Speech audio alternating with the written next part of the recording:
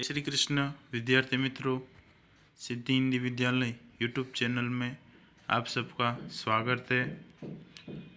इस चैनल के अंतर्गत हम कक्षा 9th विषय सामाजिक विज्ञान और पाठ नंबर 18 जिसका नाम है वन्य जीवन, उसके बारे में चर्चा कर रहे थे।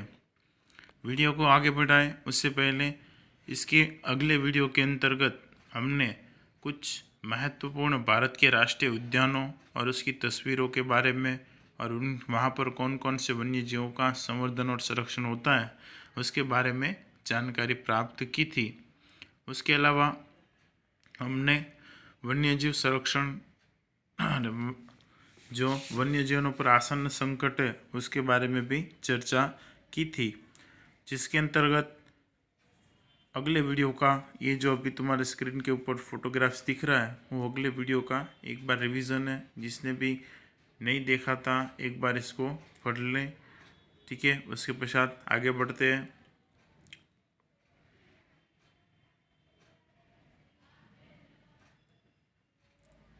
चलिए, फिर भी अगर किसी को कुछ भी समझ में ना आया हो अगले वीडियो के अंदर या फिर अभी तक जितना पार्ट के अंदर जितना पोर्शंस हमने कवर किया है, पढ़ लिया है, उसमें समझ में ना आया हो तो पूछ सकते हो, ठीक है। अब आगे बढ़ते हैं। वन्यजीव संरक्षण के उपाय।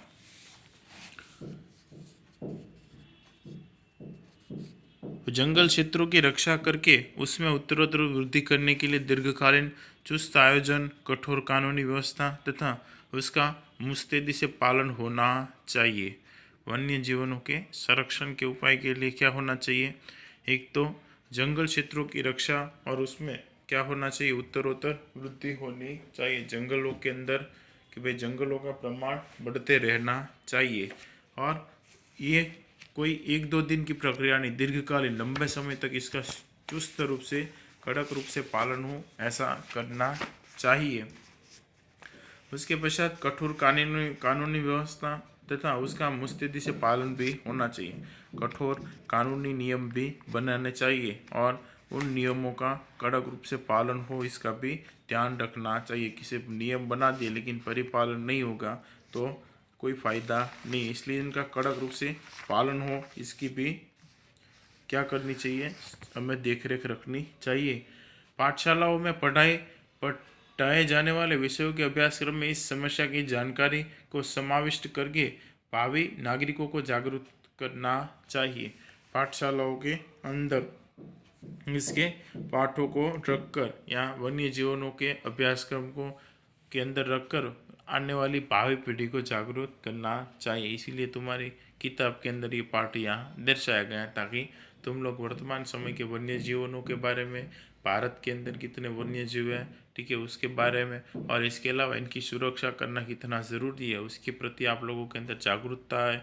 और आप आने वाले भारत का भविष्य हो, नई भावी नागरिक हो, तो आप लोगों से अनुरोध है कि इस योजना के अंतर्गत और वन्य जीवों की सुरक्षा में कुछ आप भी अपना योगदान दें। किसी भी विकास योजना को अमल में लाने से पहले पर्यावरण तथा वन्य जीव सृष्टि पर पड़ने वाले उसके विभिन्न प्रभावों की जांच होनी चाहिए। कोई भी विकास योजना अमल के अंदर लाए नहीं तो उस योजना का पर्यावरण पर क्या प्रभाव पड़ेगा, उसके अलावा वन्य जीवनों पर क्या प्रभाव पड़ेगा, तो ऐसे विभिन्न प्रकारों के पहलुओं को ध्यान में रखने के पश्चात वो अगर ज़रूरी हो और ज़्यादा नुकसान ना करती हो तो ही उस योजना को अमल में लाना चाहिए। दूसरा उसके पश्चात है कि जंगल क्षेत्र के बाहर आए बड़े वृक्षों को काटने से रोकना चाहिए। उनके खोखल तथा डालियाँ अनेक पक्षियों के आश्रय स्थल हैं। उसके अलावा जंगल क्षेत्र से बाहर आए हुए वृक्षों को काटने के लिए क्या करना चाहिए? रोक लगाना चाहिए, क्योंकि उस पेड़ के ऊपर कई पक्षियाँ रहते हैं, कई लाखों पक्षी रहते होते हैं, ठीक है, उनका आश्रय स्थल छीन जाता है। यायावर और जलाशय यानी जलाशय के किनारे रहने वाला पक्षियों के लिए जरूरी परिवेश, तालाब, खेत, पोखर या जलप्लावित विस्तार की सुरक्षा करनी चाहिए। यायावर और जलाश्रित, ठीक है, जल के ऊपर आश्रित रहने वाले या फिर नदी हो तालाबों से किनारे रहने वाले पक्षी, उसको क्या कहते हैं, जलाश्रय। उसके लिए क्या करना चाहिए, जरूरी परिवेश के अंदर तालाब, खेत, पोखर और जलाप्लावित विस्तारों की सुरक्षा करनी चाहिए। खेती में प्रयोग होने वाली रासायनिक कीटनाशकों के बदले जैविक कीटनाशकों का उपयोग एवं प्रचार और प्रसार बढ़ाना चाहिए।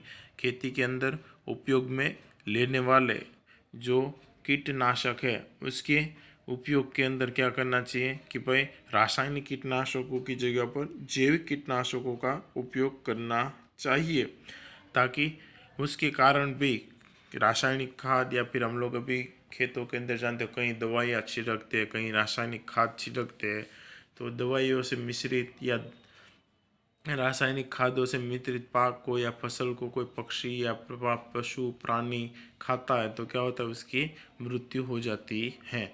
इस वजह से भी जनसंख्या इनकी कम हो रही है, जीव संख्या। तो हमें इस बात का भी ध्यान रखना चाहिए कि रासायनिक कीटनाशकों की जगह पर हमें जैव रासायनिक कीटनाशकों का उपयोग करना चाहिए। उसके पश्चात है प्रदूषण करने हेतु सक्रिय रूप से कार्यवाही करने की तत्काल आवश्यकता है।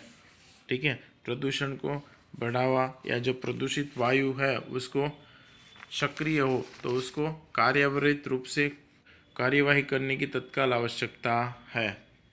जो प्रदूषण बढ़ रहा है उस प्रदूषण को रोकने के लिए तत्कालीन कुछ कदमों को उठाने की आवश्यकता है।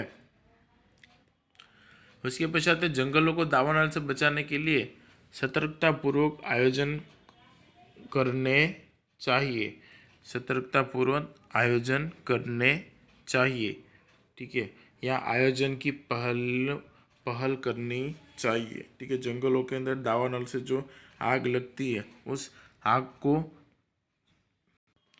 तो जंगलों को दावानल से बचाने के लिए सतर्कतापूर्वक आयोजन पहले से करना चाहिए। ठीक है, अगर जंगल के अंदर कोई सूखे पेड़ पौधे हो उसकी वजह से आग लगने की संभावना हो या हो सके कि आग लगेगी तो सूखे पेड़ और पत्तों को या सूखी लकड़ियों को काट देना चाहिए ताकि जंगल के अंदर आग लगे नहीं। तो ये आयोजन पहले से करना चाहिए। तो ये हो गया वन्यजीव संरक्षण के उपाय और उसके बारे में जानकारी। अब आगे बढ़ते हैं वन्यजीव के संरक्षण हेतु उठाए गए कदम। ठीक है,